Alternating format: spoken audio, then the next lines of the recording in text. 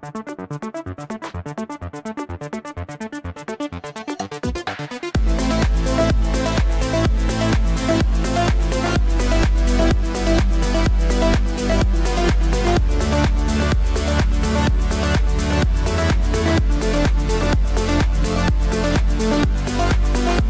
पहिल्यांदा मी साहिल शिरवईकर आणि त्याचे वडील राजेश शिरवईकर यांचं अभिनंदन करतो की यांनी हा असा विषय घ्यावा, म्हणजे अजूनपर्यंत कोणाला त्याची कल्पनाही आली नव्हती. असा जो विषय समाज हितासाठी कारणीभूत होईल असा एक, आणि डॉक्टर्सचं महत्व किती आहे हे लोकांना कळेल. म्हणजे त्यांच्याकडचा बघण्याचा दृष्टिकोन, त्यांच्याकडे त्यांच्याबरोबर होणाऱ्या ज्या गोष्टी घडतात त्यांच्याबरोबर त्या योग्य नसतात, त्याबद्दल त्यांचा दृष्टिकोन निश्चित बदलेल. अर्थात मोठा असा नाही आहे तो दृष्टिकोन, जो काही आहे असा आहे असा आहे असा हा दिसतो. काय अंधश्रद्धा आणि विज्ञान दोन टोकं आहेत, ती एकत्र कधीच येऊ शकत नाही. पण याचा या कॉन्फ्लिक्ट जो आहे त्याचा तो या पिक्चरमध्ये असा सुंदर मांडला गेलेला आहे की हे पिक्चर लोकांच्या मनात निश्चित राहील मला वाटते. आता वास्तविक हा जो ट्रेलर आहे किंवा याच्या आधी त्यांनी दाखवलं पहिल्यांदा, हे मी पहिल्यांदाच बघतोय. कारण माझा रोल अतिशय इम्पॉर्टंट रोल आहे, लेंथ कमी आहे, तो त्याचा प्रश्न आहे. पण अतिशय म्हणजे वजनदार असा रोल आहे. त्यामुळे माझा रोल संपल्यानंतर माझं काही काम राहिलं तर बाकीचं काय आहे, मला काय घडलं ते माहित नाही. बरोबर, कथा माहिती होती. जी कथा यांनी मला जेव्हा सांगितली तेव्हा मी काहीही न विचार करता लगेच याला हो म्हटलं. कारण रोलची लेंथ कमी आहे हा माझ्यासाठी प्रॉब्लेम राहत नाही. रोलची स्ट्रेंथ किती आहे हे महत्वाचं असतं. म्हणजे मला काय दाखवायचं आणि मला काय दाखवायला मिळेल आणि मी माझ्या रोलने लोकांवर किती इम्पॅक्ट करू शकतो हा महत्वाचा प्रश्न असतो. त्यामुळे मी लगेच त्याला हो म्हटलं. किती दिवस पाहिजेत काय बाकीचे सगळे काही व्यवहार जो काय ते हो हो हो म्हणत मी मुद्दाम केलं. कारण मला एक जो दिसलं की हा कुठेतरी एक वेगळ्या दृष्टीने करतोय आणि याचा समाजाला जास्ती उपयोग होईल असं मला निश्चित वाटतंय. त्यासाठी म्हणजे लोकांनीही साथ द्यायला पाहिजे. सगळ्या मीडियाचे जे लोक आहेत यांनी हे वास्तविक उचलून धरलं पाहिजे. नेहमीची एंटरटेनमेंट नाहीये, हिरो हिरोईनला भेटला असं नाहीये. हा एक ज्वलंत प्रश्न आहे समाजातला आणि तो तुम्ही जर लोकांपर्यंत पोहोचवलात आणि त्याची वस्तुस्थिती जर लोकांना तुम्ही काय आहे ती कळवली तर त्याचा समाजालाच फायदा होणार आहे. हे मीडियाने तरी लक्षात ठेवावं असं मला वाटतं. मला खात्री आहे की ज्या पद्धतीने मीडिया आल्या आणि थांबले त्यात या विषयाचं गांभीर्य आणि एकूणच या सिनेमाबद्दलची कुतूहल जे आहे ते निश्चित आहे आणि त्याचा तुम्हाला इम्पॅक्ट पुढच्या काही दिवसामध्ये दिसेलच. किरवंत नाटक मी केलं होतं, पण मी किरवंताची भूमिका त्यात केली नव्हती. तर ती वेगळी छोटीशी भूमिका केली होती. पण ते नाटक मी जरूर केलं होतं आणि ते फारच तरुण होतो त्या काळात ते केलेलं नाटक होतं. म्हणजे तेव्हा तेवढी उमज किंवा समज पण मला नसावी असं मला वाटतं. पण यातली भूमिका प्रश्नच नाही, म्हणजे वेगळीच भूमिका आहे आणि करायला मला खूप मजा आलीच. ताकद लावायला लागली बरीचशी. मला माहित नाही मी कितपत त्याच्यात यशस्वी झालो. बरेचदा आपल्या जवळचं कुठेतरी गेलं किंवा काय झालं तर आपण जातो स्मशानामध्ये. तर एक नट म्हणून प्रत्येक जण आपण काहीतरी ऑब्झर्व करतच असतो. त्यामुळे असं ते ऑब्झर्वेशन कुठेतरी कामी आलं. आणि पुण्यामध्ये पूर्वी एक मोघे नावाचे गुरुजी होते, तर ते प्रचंड फेमस होते कारण ते अतिशय शिस्तबद्ध होते. अमुक वेळेत गेला व्यक्ती तरच ते घेणार, रात्री येणार नाही, सकाळपर्यंत थांबा, करा वगैरे असं सगळं ते होतं.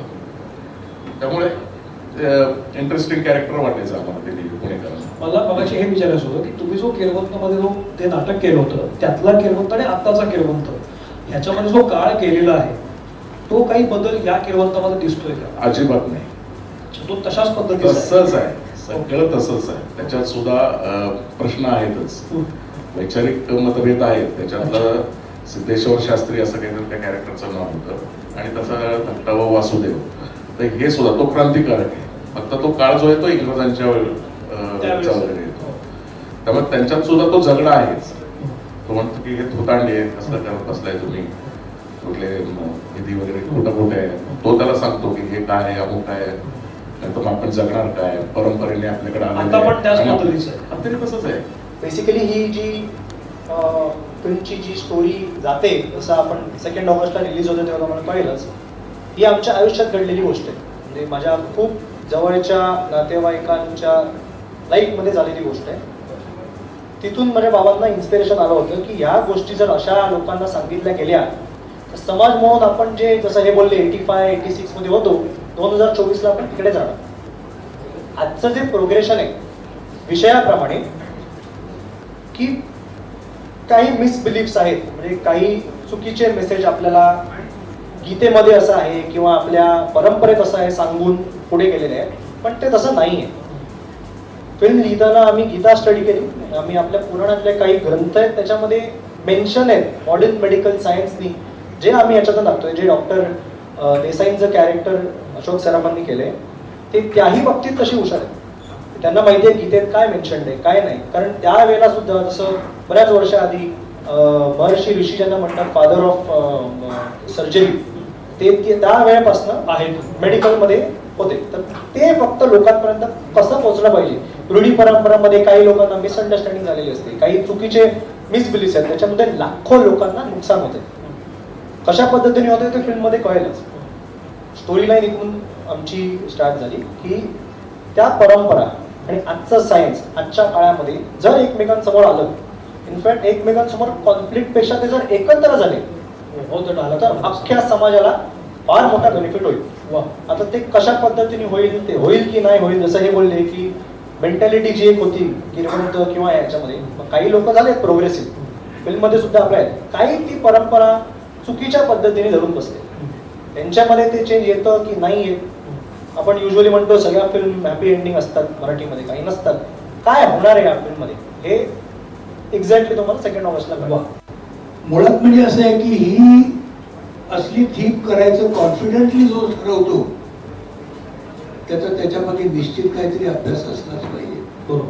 बरं, मी जेव्हा हा रोल करायचा ठरवलं तेव्हा मी बाकी काही नाही विचार केला की हा रोल मला करण्यासारखा आहे किंवा नाही, काही वेगळे पण आहे की नाही. मी आतापर्यंत जे केलं त्यापेक्षा काहीतरी वेगळे पण आहे की नाही हे मी शोधत होतो आणि ते मी नेहमीच शोधत असतो. तर मला त्याच्यात दिसलं हे काहीतरी वेगळं आहे. मग असा जर असा एखादा रोल असेल तर तो मी किती मोठा आणि किती लहान आहे जे नाही बरोबर. पण आपल्याला जे करायचं ते लोकांपर्यंत आपल्याला पोचवता येतंय की नाही हा मोठा प्रश्न असतो. आणि सगळ्यात म्हणजे एकंदर याचा जर विचार केला, जर अख्ख्या स्टोरीचा विचार केला तर स्टोरीमध्ये हिरो आहे स्टोरीला, पण स्टोरीचा हिरो एक वेगळाच आहे. अच्छा, वा, ओके. स्टोरीला हिरो आहे पण स्टोरीचा हिरो वेगळाच आहे. सगळं कळलं तुला असेल. मला सांगायचं नाही कोणाला, मी सांगितलं त्याची मजा आहे. सगळं आहे. मला जवळपास सुद्धा सांगायचं नाही हे केलं आम्ही मग ते केलं मग ते असं नाही. ठीक आहे. बघा, तुम्ही बघवा, तुम्ही ते जाणवून घ्या स्वतःला आणि त्याप्रमाणे तुम्ही जर समाजामध्ये काहीतरी करायचं ठरवलं सगळ्या लोकांनी की आपण काहीतरी वेगळं करूया याच्यात, तर बरंच काही होऊ शकतं. मी अजून जवळ जात नाहीये पण मला सांगायचंच नाहीये लोकांना काय केलंय, कारण ही गोष्ट त्यांनी अशी काही करून ठेवलेली आहे ना की अशी ती सांगून फुकट नाही करायची. सिनेमावर दिग्दर्शकीय पकड चांगली आहे. सिनेमावर दिग्दर्शकीय पकड चांगली आहे. कोणाची? दिग्दर्शकाची पकड चांगली आहे म्हटलं.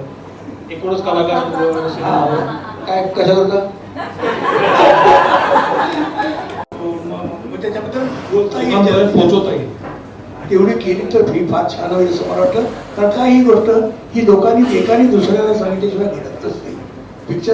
पिक्चरचं तत्वच ते आहे की पिक्चर हे नुसतं बघून होत नाही, एकाने दुसऱ्याला सांगायला पाहिजे. आपल्याकडे माउथ पब्लिसिटी सगळ्यात मोठी गोष्ट आहे, हे सगळं लक्षात ठेवावं.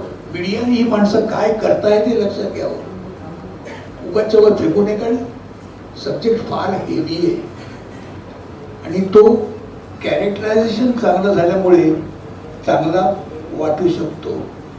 आता मी पहिल्यांदाच बघितले दोन्ही मी आज पहिल्यांदा बघितले, पण त्याचं एकंदर मी त्याने जे कटिंग करून लावलेले आहेत आणि जे दाखवले ना ते अंगावर येण्या इतपत आहे. किंवा हे अंगावर येणं हे बाकीच्या सगळ्या गोष्टीतून झालं पाहिजे.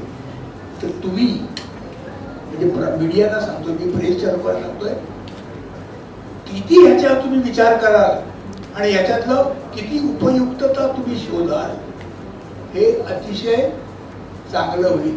मी पिक्चरच्या दृष्टीने म्हणत नाहीये, मी समाजाच्या दृष्टीने म्हणतोय. तेव्हा एवढं जर लक्षात होईल, तू उठलाच म्हणजे मी थांबायला पाहिजे.